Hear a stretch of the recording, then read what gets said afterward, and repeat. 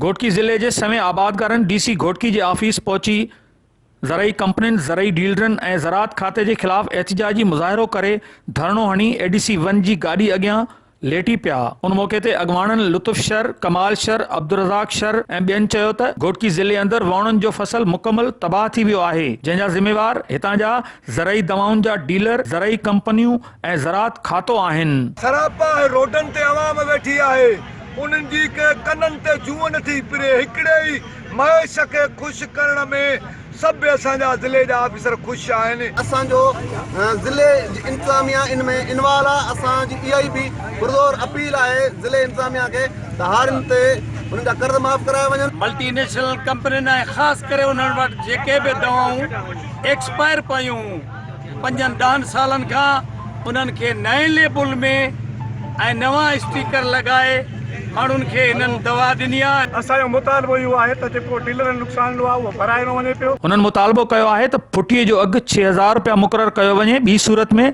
सिंध ऐं पंजाब जे दंग ते सिंध ऐं पंजाब खां ईंदड़ वेंदड़ गाॾियुनि खे रोके एहतिजाज कयो वेंदो। कैमरामैन शहजाद सां गॾु अशरफ बुखारी, सिंध टीवी न्यूज़, मीरपुर माथेलो।